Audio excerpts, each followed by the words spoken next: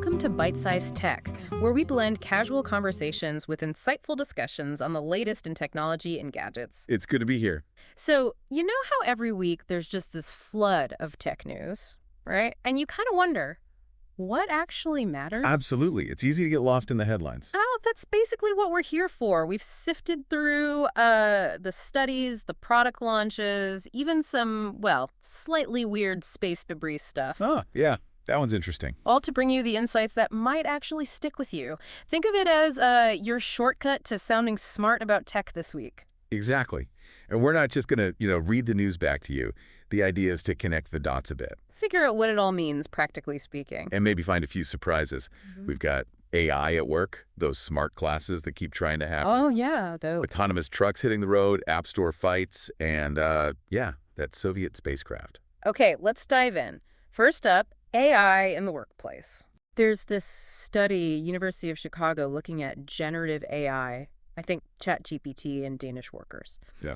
Now, the hype might suggest, instant super productivity for everyone. That was the dream, wasn't it? But this study, it found, well, more like a moderate boost. A gentle nudge, maybe? So not the revolution we were promised. Doesn't seem like it, at least not yet. Working hours, earnings, they didn't really change significantly. Interesting. It does make you wonder if maybe the initial expectations were just a little bit over the top. Yeah, perhaps. Maybe these tools are better for helping with existing tasks, augmenting things, rather than totally shaking up how we work. That's a good way to put it. Augmenting, not replacing necessarily. Are we looking at a sudden shift, or is it more like a slow burn, a gradual evolution? Could be. Maybe the real win isn't just doing stuff faster, but tackling things that used to be too annoying or time-consuming before. That makes sense. It's not always about speed. And then you see Google, right? They're rolling out AI mode in search. Oh, yeah, I saw that for planning and stuff. Exactly. Making info gathering easier. It feels like a different application of AI compared to the workplace tools. One's task-specific, the other's broader information handling. And speaking of Google, their Notebook LM, that AI note taker, just launched as actual apps, iOS and Android. So it's getting easier to get your hands on this stuff. Yeah, accessibility is definitely increasing. And as these tools get woven into, our everyday digital lives, we'll probably get a much clearer picture of what they actually do for us. True, but there's also this other angle, a Cornell study. What did that find? It suggested that AI writing assistants might be making writing feel a bit generic. Oh, how so? Like maybe pushing a sort of Western-coded style, losing some nuance. Huh. That's a really interesting potential downside. Are we kind of trading personality for efficiency? Could be. Makes you think about, the value of different voices. Definitely. Okay, totally different topic now. Smart glasses. Right, Ray-Ban Meta. Yeah.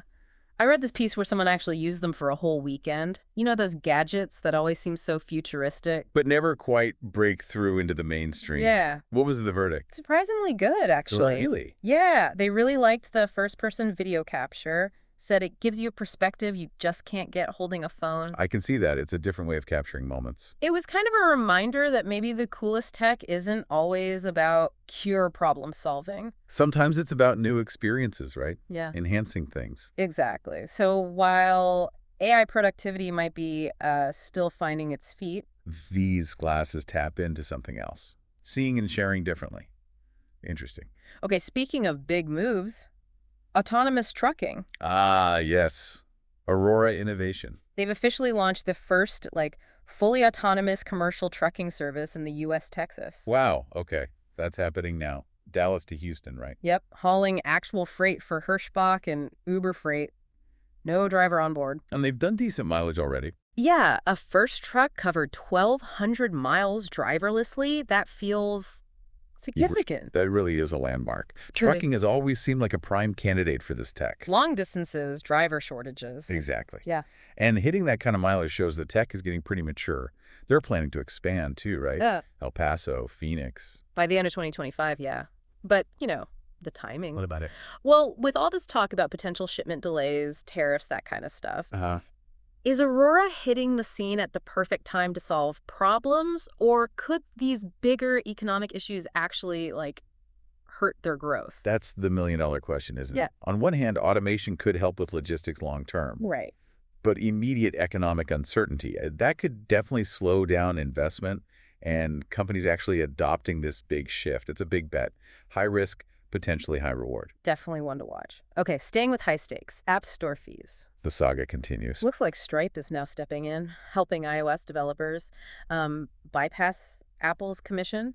Yeah, following those antitrust rulings, they basically put out a quick guide on how to take payments outside the app. Interesting. So providing the tools for a workaround. It's a direct consequence of all the pressure on Apple's walled garden, really. More competition is the goal. And it might mean better prices for users eventually. That's the hope. Yeah. And you see Epic Games still pushing, too, right, with their web shops. Trying to get people to buy direct. Spotify, they just announced Apple actually approved an update. What does it do? Lets them show pricing info and, crucially, links to pay outside the app. Wow.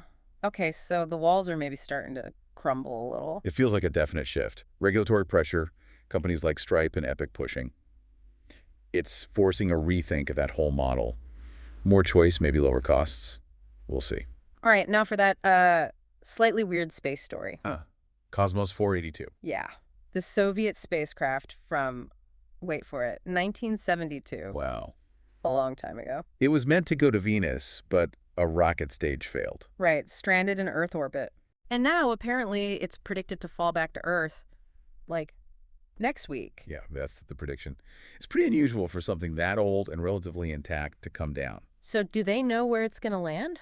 Not precisely. No. And it's unclear how much will actually survive re-entry, burn up. But the risk to people is low, right? Right. Space is big, Earth is mostly water. Exactly.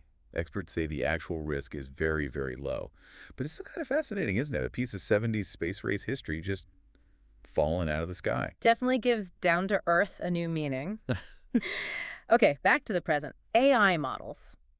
OpenAI. What's happening there? They're tweaking how they update models. Apparently, some users felt ChatGPT was getting a bit too agreeable. Sycophantic was the word used. You're nice. Basically. So they're changing the update process, even letting some users test models early to give feedback. That sounds like a smart move, actually. Responding to feedback, getting more real-world testing. Yeah. It highlights that challenge, right? Yeah. Aligning these super powerful AIs with what humans actually want and expect. It's tricky. And on the flip side, Google's report on their Gemini 2.5 Flash model suggests it's more likely to generate unsafe text. Oh, so as they get more capable, they might also get riskier. Seems like, and it feels like this constant balancing act between capability and safety, doesn't it? Absolutely. Yeah. As you loosen the constraints to make them smarter or more creative, the risk of unwanted output goes up. That's why AI safety research is so crucial. And why things like AI2 releasing that Olmo model are important, the small, transparent one. Exactly. Olmo 21B. Fully disclosed training data. That kind of open research helps everyone understand what's going on under the hood. And Microsoft's got new small models, too. 5.4 variants, focused on reasoning. Yeah, pushing efficiency and reasoning power in smaller packages. Yeah. It's not all about massive models. A whole field is moving so fast in so many directions. It really is. And speaking of real-world use, Airbnb. What about them? They've been quietly rolling out an AI customer service bot. In the US? Yeah, apparently about half of users might have already interacted with it without necessarily knowing. Huh. And is it working? Well, the CEO, Brian Chesky, said it's led to a 15% drop in people needing to talk to a human agent. Wow, 15%. That's a pretty significant impact on their operations. Definitely. It makes you think about how much customer service is going to change, that balance between bots and people. The sort of stealth AI integration into everyday services. Yeah. And then this one really got me. GPT-4. The OpenAI model. Yeah. Released March 2023. Groundbreaking stuff back then. Feels like ages ago in AI time, but yeah. OpenAI has quietly retired it already. Retired GPT-4 Yeah. after only 2 years. Yep. Just gone. Replaced by newer things. Wow. That just hammers home the incredible speed of development, doesn't it? Yeah. What was state-of-the-art literally yesterday is already becoming obsolete. It's mind-boggling. 2 years from revolutionary to retired. Makes you wonder what things will look like in another 2 years. Exactly. And finally, just quickly, there's this report from Ed Zitron, a finance journalist, about OpenAI's financials, basically suggesting they are burning through a lot of cash. The cost of training and running these huge models is astronomical, right? That's the implication. Massive spending now, huge projections for the future. It raises questions about, the long-term economic model here. If even the leading player is facing that kind of cash burn, what does it mean for the whole AI boom? Is the current way of doing things sustainable? Good question. Definitely gives you something to chew on about where all this investment is actually heading. For sure. Well, that was quite the sprint through the tech world this week. It really covers a lot of ground, doesn't it? From AI, maybe not quite revolutionizing work yet, to trucks driving themselves and models getting retired after 2 years. It's clear things are changing incredibly fast. Yeah. AI is definitely weaving itself into the fabric of things, but how it all shakes out, the business side, the social impact, still very much unfolding. Yeah, lots of unexpected twists and turns. From AI bots answering our Airbnb questions to old Soviet satellites deciding to return home. Never a dull moment. Thanks for tuning in to Byte-Sized Tech. If you enjoyed the episode, like, comment, share, and subscribe for more fun tech discussions.